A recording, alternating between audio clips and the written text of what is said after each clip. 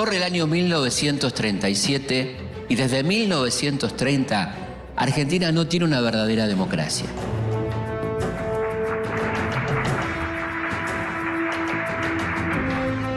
El Partido Demócrata Nacional, que gobierna mediante el fraude, tiene la dura tarea de elegir su nuevo candidato a presidente.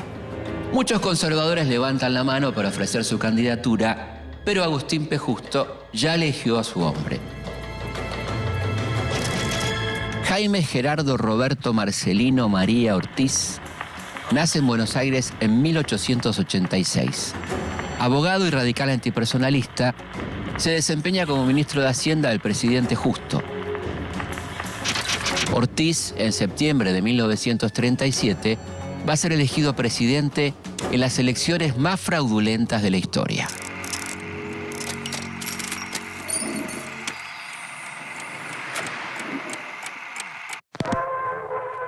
El 20 de febrero de 1938, Agustín P. Justo le entrega el poder a Ortiz.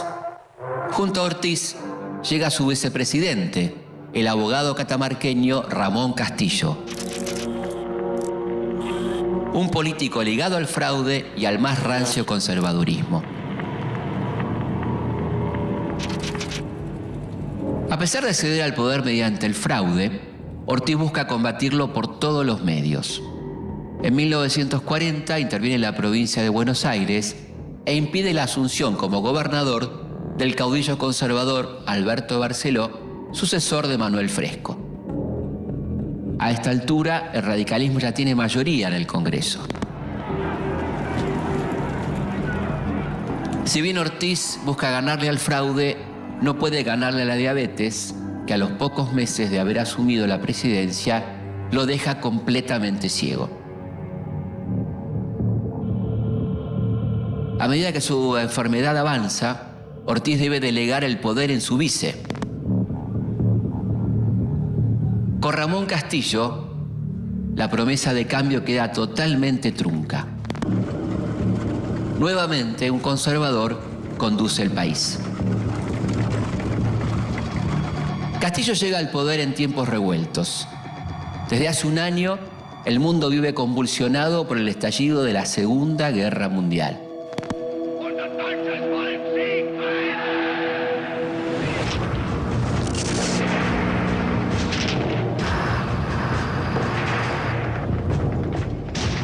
La guerra produce lo más temido por los conservadores.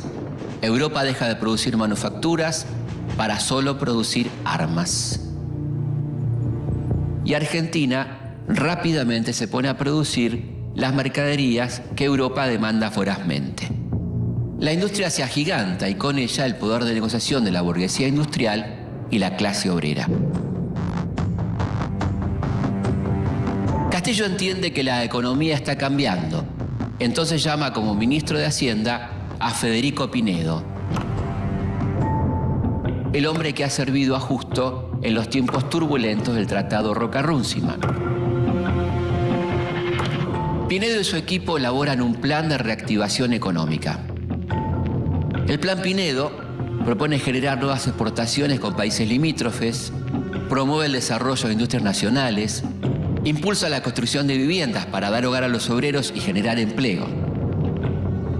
Pero el manto de corrupción cae nuevamente sobre el gobierno conservador. Pinedo propone la compra de los ferrocarriles a los británicos, a quienes representa como abogado. Estas denuncias son elevadas por la oposición radical y el plan de reactivación queda trunco.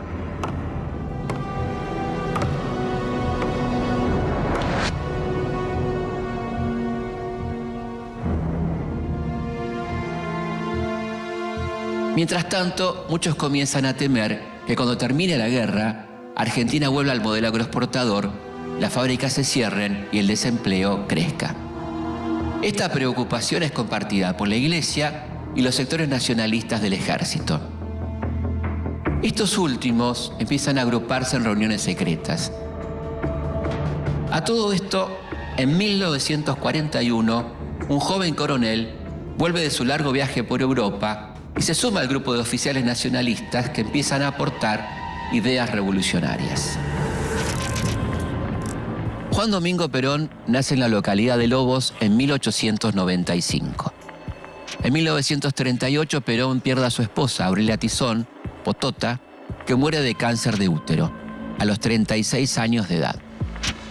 Pocos meses más tarde, es enviado como agregado militar a la Italia fascista de Mussolini, donde experimenta en carne propia la fuerza social que empiezan a tomar los trabajadores.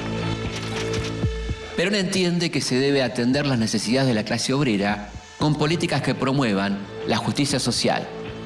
Afirma que el proceso de industrialización que atraviesa el país es una excelente oportunidad para superar la dependencia económica que ha condicionado a la Argentina durante décadas.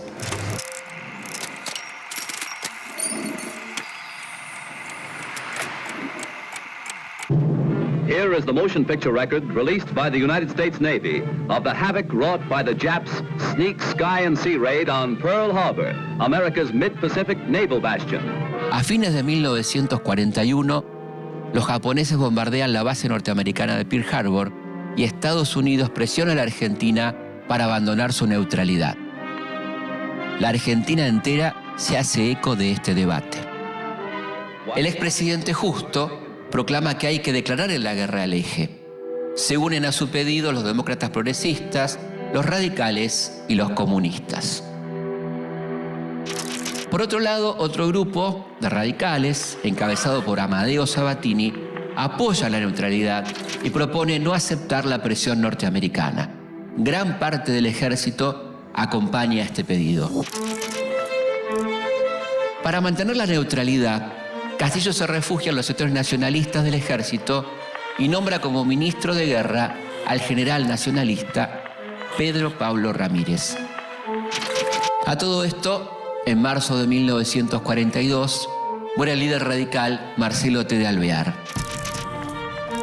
En julio, Roberto Ortiz.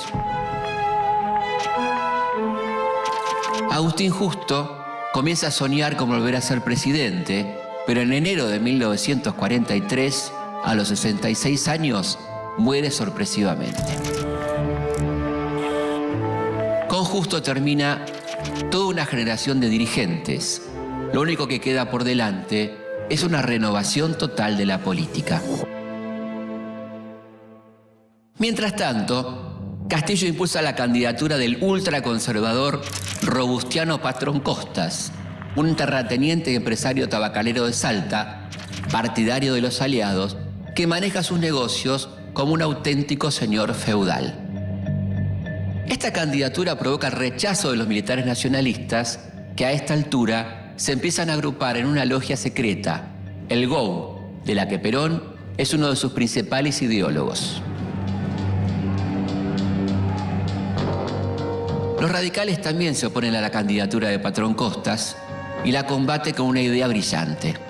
Ofrecen al flamante ministro de Guerra de Castillo, el general Pedro Pablo Ramírez, la candidatura a presidente. Piensan que a un militar en actividad no se le puede hacer fraude.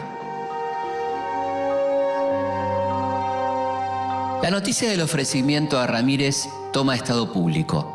El 3 de junio de 1943, Castillo le pide a su ministro de Guerra que renuncie. Ese mismo día, el GOU se contacta con el general Arturo Rawson. El movimiento militar para derrocar a Castillo ya está en marcha.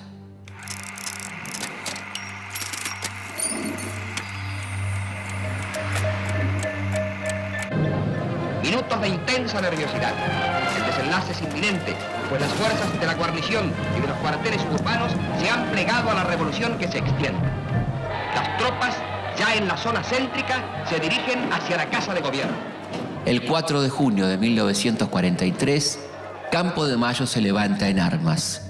Un golpe militar de ideología nacionalista toma el poder. Es el comienzo del fin de la década infame. El jefe del nuevo gobierno, a instancias de la muchedumbre, destaca que el ejército se ha visto precisado a lanzarse a la calle por la falta de respeto a las instituciones y velando por principios elementales de moral y cultura, solicitando que se tenga fe en la obra a cumplir.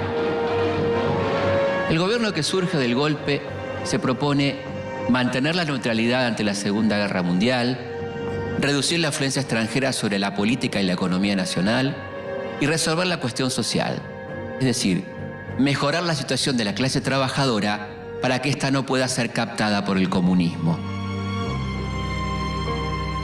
Algunas de las ideas que fueron ensayadas por Amadeo Sabatini en Córdoba y por el bonaerense Manuel Fresco van a ser aplicadas a nivel nacional por el coronel Perón, que comienza a ascender escalones en el nuevo gobierno. Y testimonian con su presencia en el Salón Blanco de la Casa Rosada su adhesión al nuevo gobierno.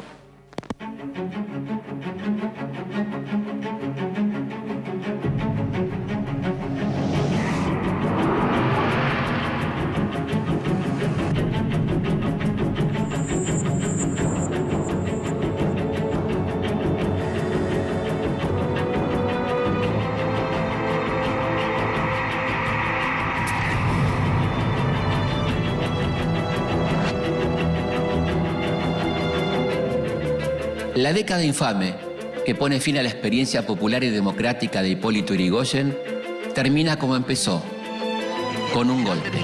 Pedro P. Ramírez jura por Dios y por la patria. Pero este golpe va a tener consecuencias distintas. Va a permitir el surgimiento de otro movimiento popular y democrático y el ascenso del otro gran líder de masas del siglo XX. Porque qué mejor que decir es hacer. Los años 30 fueron una época de retroceso político y de desprecio por la voluntad popular, en los que se produce el nacimiento de la industria argentina y junto a ella el de una nueva clase obrera que en los próximos años va a ser la gran protagonista de los próximos capítulos de nuestra historia.